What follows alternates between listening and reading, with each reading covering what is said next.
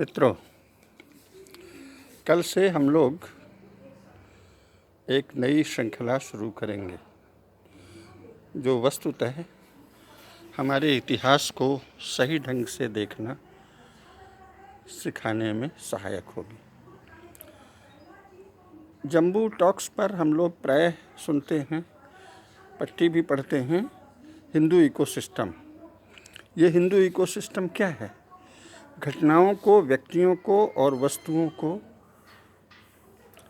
हिंदू दृष्टि से देखना। अंग्रेज जब भारत में आए तो शुरू में जो लोग आए वो बहुत ही मामूली किस्म के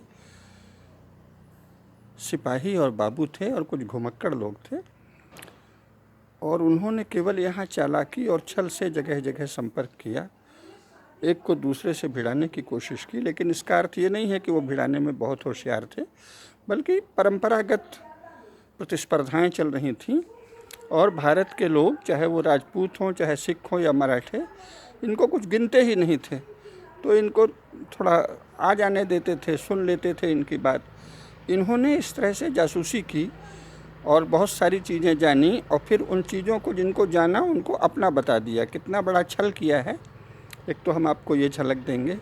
दूसरे ये कि जिसे ये एंग्लो सिख वार यानी अंग्रेज़ों और सिखों की लड़ाई बताते हैं, या एंग्लो मराठा वार यानी अंग्रेज़ों और मराठों की लड़ाई बताते हैं, वह कितना बड़ा झूठ है। कैसे वस्तुतः मराठों और राजपूतों की लड़ाई हुई या मराठों और जाटों में भिड़ंत हुई, कैसे महादजी सिंधिया और जयपुर नरेश की सेनाएं भिड़ीं, और इसमें ये लोग नगण्य थे, इनकी कोई गिनती ही नहीं थी।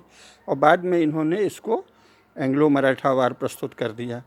हर चीज़ के केंद्र में अपने को रखकर प्रस्तुत करना, प्रस्तुति की इस शैली और चतुराई से, और बाद में भारत में अंग्रेज़ों के चेले सत्ता में आ गए, इसलिए उन्होंने उनकी इस चतुराई को आधिकारिक सत्य की तरह प्रतिष्ठित किया। इससे हम लोगों को भारत के इतिहास के विषय में बहुत सारी भ्रांतियां हैं, बहुत सारे गैर जानकारी है और बहुत सा झूठ भरा हुआ है। तो हम कल से ये श्रृंखला शुरू करेंगे।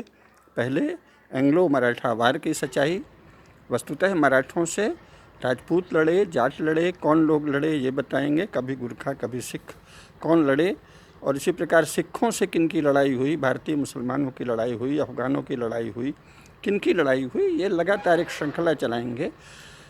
भारत में जो युद्ध हुए और जो घटनाएं घटित हुईं उनका सत्य हम प्रस्तुत करेंगे आपके सामने।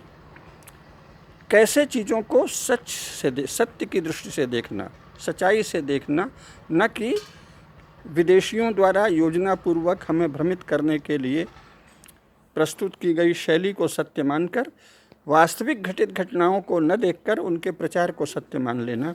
ये जानना बहुत आवश्यक है, क्योंकि इसके बिना हम केवल निरर्थक आत्मग्लानि में फंसते रहेंगे।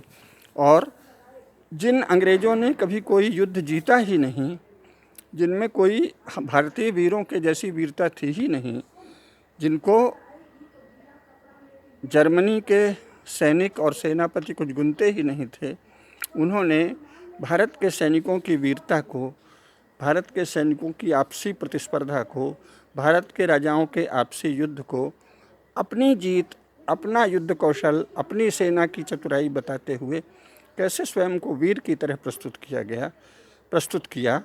एक सामान्य सी जाति जिसके पास वीरता का कहीं कोई इतिहास ही नहीं है, उसने कैसे अचानक भारत में न केवल स्वयं को वीर बल्कि ऐश्वर्यशाली प्रस्तुत किया, और उसकी चपेट में आकर अंग्रेज़ों के चेलों के सत्तारूढ़ होने से हम लोग किस प्रकार गलत ढंग से अपने ही इतिहास को देखते हैं, इसे हम कल से श्रृंखला में प्रस्तुत करेंगे। आप लोग अवश्य जुड़िए। सादा रामन के